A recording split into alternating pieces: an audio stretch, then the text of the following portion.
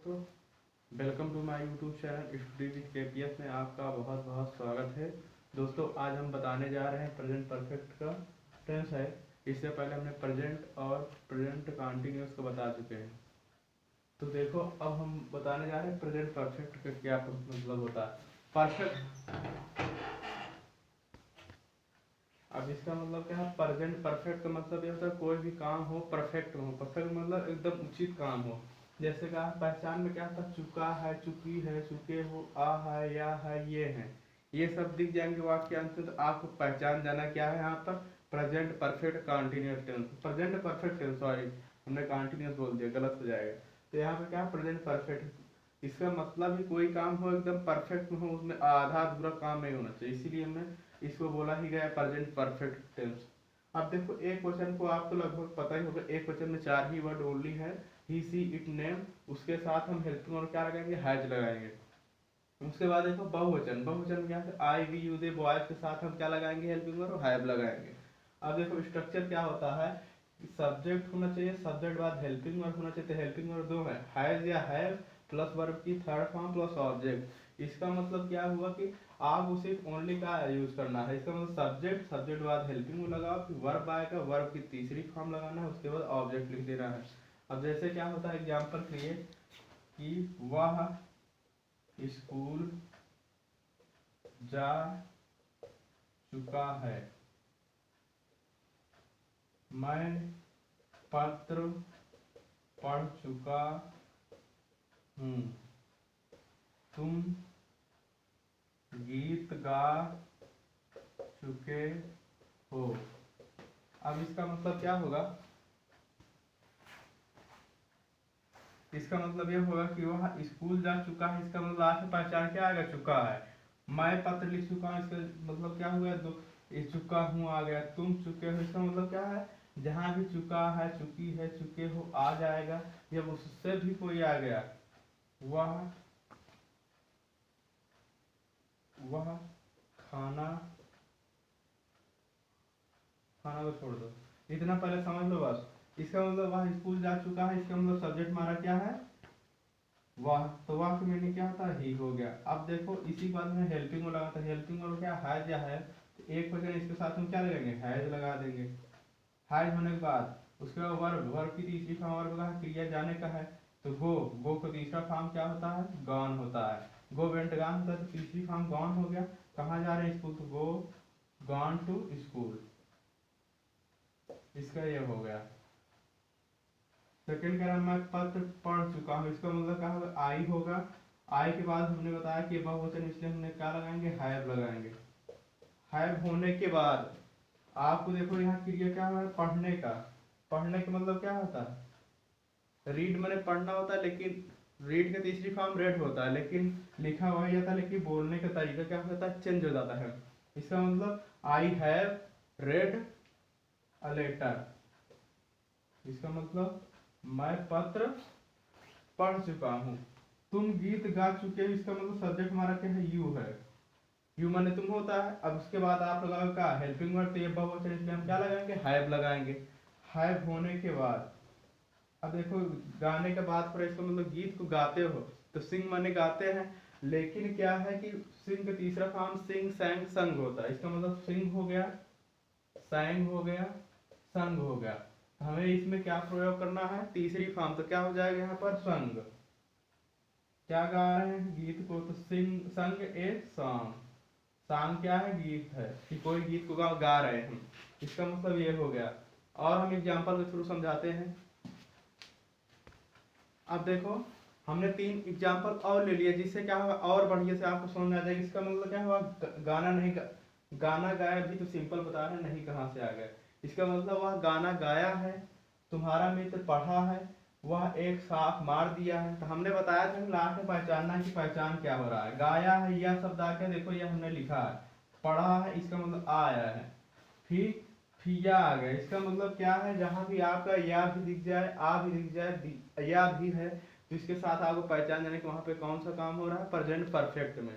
इसका मतलब वह गाना गाया है, एकदम परफेक्ट बात है, तभी हुआ। इसके साथ हम क्या यूज करेंगे? ही। हमने बताया एक क्वेश्चन के साथ हेल्पिंग वर्ब क्या लगाते हैं? हैज। उसके बाद गाया, तो इसका मतलब सिंग का थर्ड फॉर्म क्या होता है? संग। क्या गाया? गाना, ए सॉन्ग। बस हो गया, बस इतना ही है इसमें। तुम्हारा मित्र पढ़ा है, इसका मतलब क्या होगा? योर फ्रेंड, पढ़ने की मीनिंग क्या होगा? रेड। बस हो गया। रेड के पहले आपको हेल्पिंग वर्ब लगाना पड़ेगा तभी सही होगा। इसका मतलब हैव रेड। हो गया।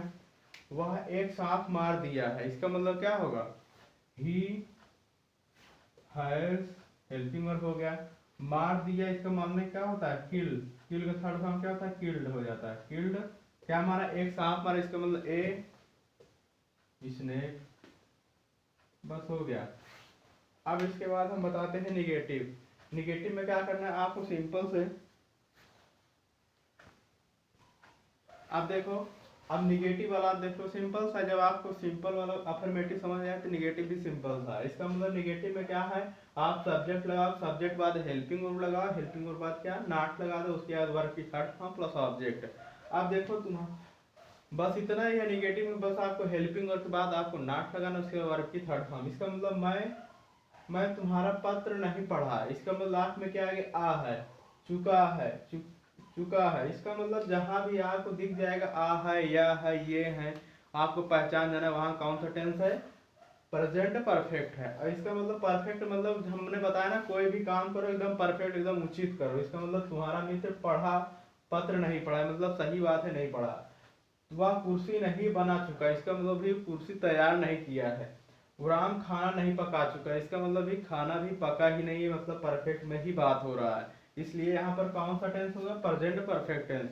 अब देखो, मैं तुम्हारा पत्र नहीं पढ़ा, इसका मतलब क्या होगा? आई होगा। आई के बाद हेल्पिंग, आई के साथ क्या लगता है? बहुवचन, इसलिए हैव लगा दो। अब देखो, हमने बताया जैसे हेल्पिंग लगाओगे आप नॉट का तुरंत प्रयोग करो। देखो, नॉट लगा दो। नॉट होने के बाद वर्ब ढूंढो। वर्ब मैंने कौन सा मेन काम हो रहा है? पढ़ने का बात हो रहा है, तो पढ़ने का मीनिंग क्या होता है? रेड।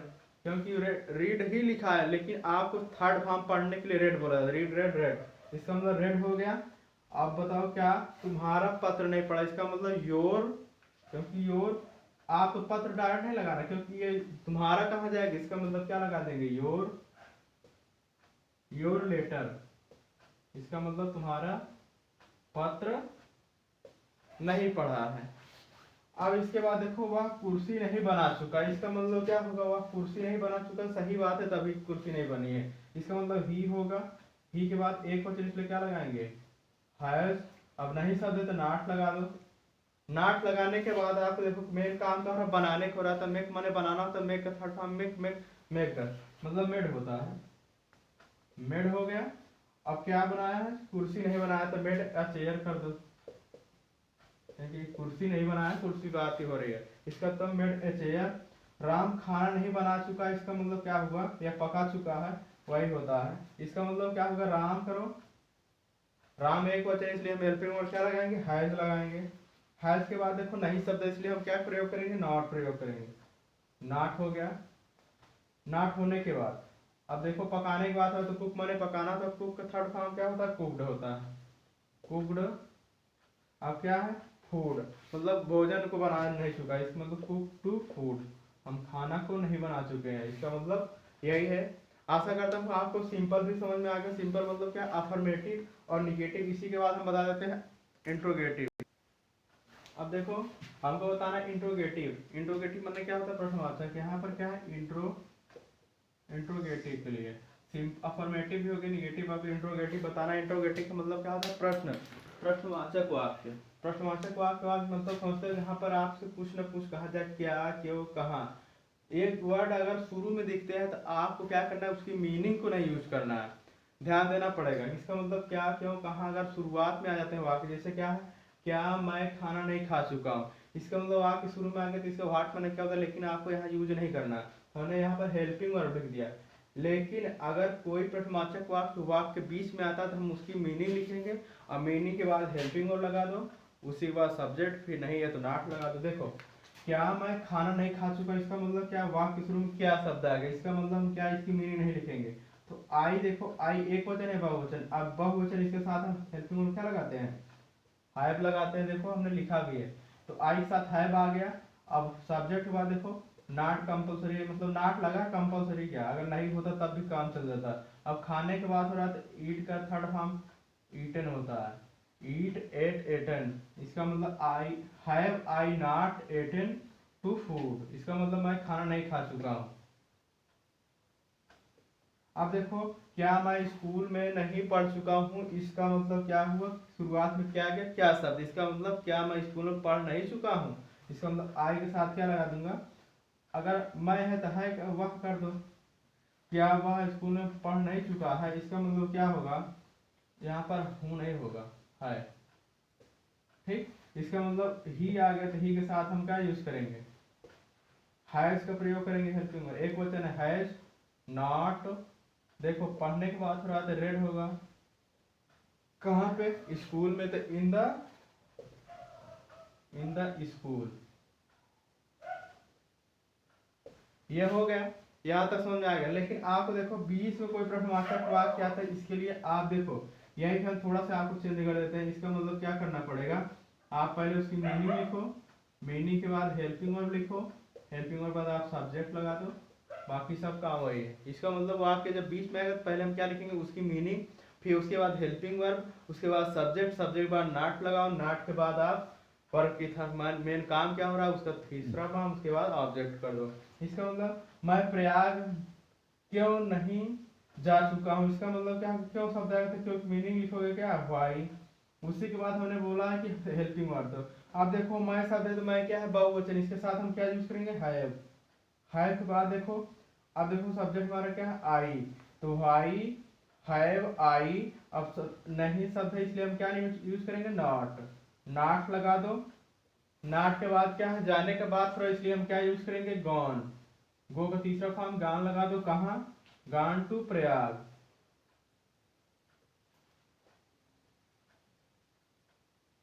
इसका मतलब हम प्रयाग क्यों नहीं जा चुके हैं, इसका मतलब आप पूरा सिंपल समझ गए होंगे।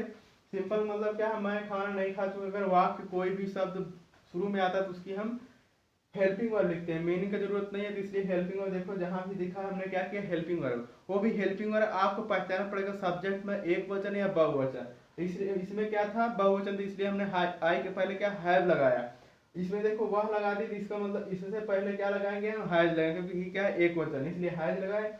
अब देखो अगर वाक्य के बीच में अगर नहीं शब्द ना होता तब भी आपको कोई दिक्कत नहीं है, तो नहीं नॉट ना लगाते, उसके बाद वर्ब की थर्ड फॉर्म लगाते, क्या मैं प्रयाग क्यों नहीं जा चुका, इसका मतलब बीच में क्या सब क्यों आ गया, इसके पहले हम क्या लगाएंगे व्हाई मीनिंग लगाएंगे, क्योंकि व्हाई होने के बाद उसके बाद हमने बताया कि हेल्पिंग वर्ब लगा दो, हेल्पिंग वर्ब सब्जेक्ट देखो, लेकिन हेल्पिंग वर्ब तभी लगा सकते हो जब आपको सब्जेक्ट पहचान लोगे क्या है एक वचन या बहुवचन है, इसका मतलब बहुवचन था जिससे पहले आई लगा हैव लगा दिए, उसके बाद नॉट हो गया, नॉट बाद कौन सी क्रिया हो रहा है जाने का, जाने के बाद हो रहा है, तो जाने का तीसरा फॉर्म क्या होता है, गो का तीसरा फॉर्म गॉन होता है, कहाँ जा रहा है प्रयाग, गान टू प्रयाग हो गया।